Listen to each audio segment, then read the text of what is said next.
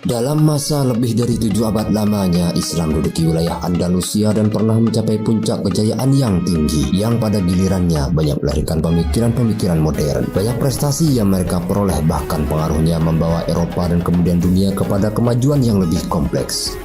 Atau dapat dikatakan, jika tidak ada Islam di Spanyol, sudah kemungkinan peradaban di Eropa akan mundur lebih dari 100 tahun lamanya.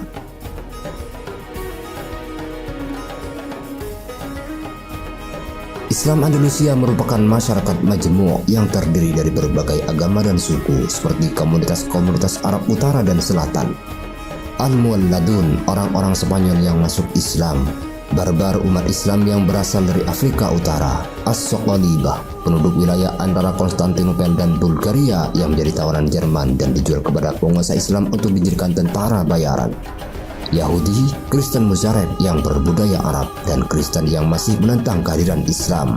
Semua komunitas itu, kecuali yang terakhir, memberikan saham intelektual terhadap terbentuknya lingkungan budaya Andalusia yang melahirkan bangkitan ilmiah, sastra, dan pembangunan fisik di Spanyol.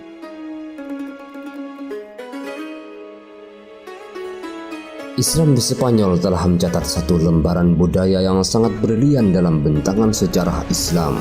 Ia berperan sebagai jembatan penyeberangan yang dilalui ilmu pengetahuan Yunani Arab ke Eropa pada abad ke-12. Minat terhadap filsafat dan ilmu pengetahuan mulai dikembangkan pada abad ke-9 selama pemerintahan penguasa Bani Umayyah yang kelima, Muhammad bin Abdurrahman.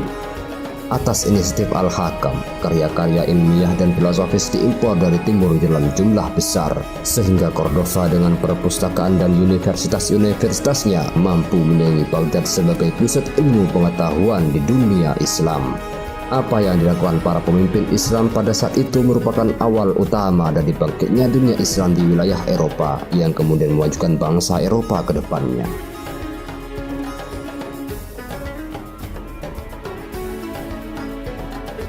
Tokoh utama pertama dalam sejarah filsafat Arab Spanyol ialah Abu Bakar Muhammad Ibnu As-Sayyid, atau yang lebih dikenal dengan Ibnu Bajjah. Dilahirkan di Saragossa, lalu pindah ke Sevilla dan Granada, kemudian meninggal di kota Fez, Maluku, Afrika Utara pada tahun 1138 Masehi dalam usianya yang masih muda. Magnum opusnya adalah Tadbirul Mutawahhid. Tokoh utama kedua ialah Abu Bakar bin Tufail, penduduk asli Wadi Ais atau yang sekarang menjadi kota Guadix, Spanyol, sebuah dusun kecil di sebelah timur Granada, dan wafat pada usia lanjut di tahun 1185 Masehi. Ia banyak menulis masalah kedokteran, astronomi, dan filsafat. Karya filsafat yang terkenal adalah Hayyatna Yaqzan. Akhir abad ke-12 Masehi menjadi saksi munculnya seorang pengikut Aristoteles yang terbesar di gelanggangan filsafat dunia Islam, yaitu Ibn Rusdi dari Cordova. Ia lahir pada tahun 1126 Masehi dan meninggal pada tahun 1198 Masehi. Ciri khasnya adalah kecermatan dalam menafsirkan naskah-naskah Aristoteles dan kehati-hatiannya dalam menggeluti masalah-masalah menahun tentang keserasian filsafat dan agama. Dia juga ahli fikih dengan karyanya Bidayatul Mujtahid. Ilmu-ilmu kedokteran, musik, matematika, astronomi, kimia, dan lain-lain juga berkembang dengan baik. Abbas ibnu Firnas termasyhur dalam ilmu kimia dan astronomi. Ialah orang pertama yang menemukan pembuatan kaca dari batu. Ibrahim bin Yahya An-Naqash terkenal dalam ilmu astronominya. Ia juga dapat menentukan kapan waktu terjadinya gerhana matahari dan menentukan berapa lamanya. Ia juga berhasil membuat teropong modern yang dapat menentukan jarak antara tata surya dan bintang-bintang. Ahmad Ibnu Ibas dari Cordova, ahli dalam bidang obat-obatan. Ummul Hasan binti Abi Ja'far dan saudara perempuannya Al-Hafidh adalah dua orang ahli kedokteran dari kalangan wanita. Dalam bidang fikih, Spanyol Islam dikenal sebagai penganut mazhab Malikiyah yang diperkenalkan oleh Ziyad ibnu Abdurrahman. Perkembangan selanjutnya ditentukan oleh Ibnu Yahya yang menjadi qadhi di masa Hisham bin Abdurrahman. Ahli-ahli fikih lain antaranya ialah Abu Bakar ibnu Al-Qutiyah, Munzir ibnu Sa'id Al-Baruti, dan Ibnu Hazm Al-Andalusi. Dalam bidang musik dan seni suara, Spanyol Islam mencapai kecermelangan yang tinggi dengan tokohnya Al-Hasan ibnu Nafi yang dijuluki Zaryab datang dari Damaskus.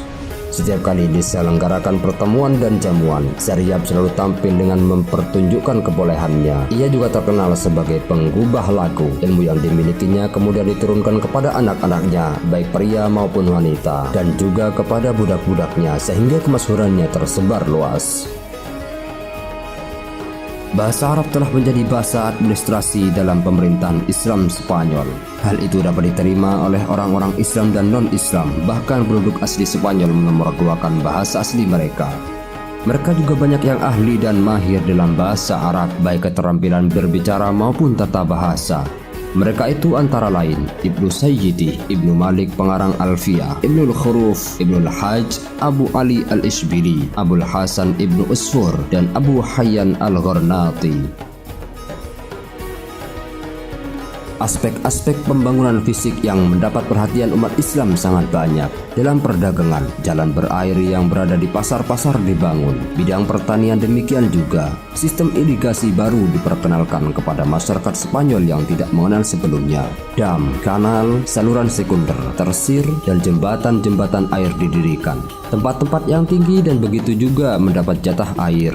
Orang-orang Arab memperkenalkan pengaturan hidrolik untuk tujuan irigasi. Kalau dam digunakan untuk mengecek curah air, waduk kolam dibuat untuk konservasi penyimpanan air.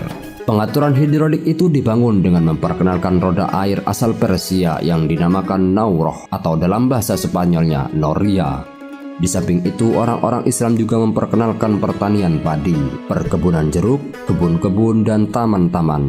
Industri di samping pertanian dan perdagangan juga merupakan tulang punggung ekonomi Spanyol Islam kala itu.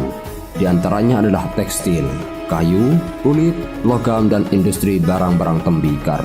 Namun demikian, pembangunan fisik yang paling menonjol adalah pembangunan gedung-gedung, seperti pembangunan kota, istana, masjid, pemukiman, dan taman-taman. Di antara pembangunan yang megah adalah Masjid Cordova, Kota Az-Zahra, Istana Ja'fariyah di Saragossa, Tembok Toledo, Masjid di Sevilla, dan Istana Alhambra atau dalam bahasa Spanyolnya Alhambra di Granada.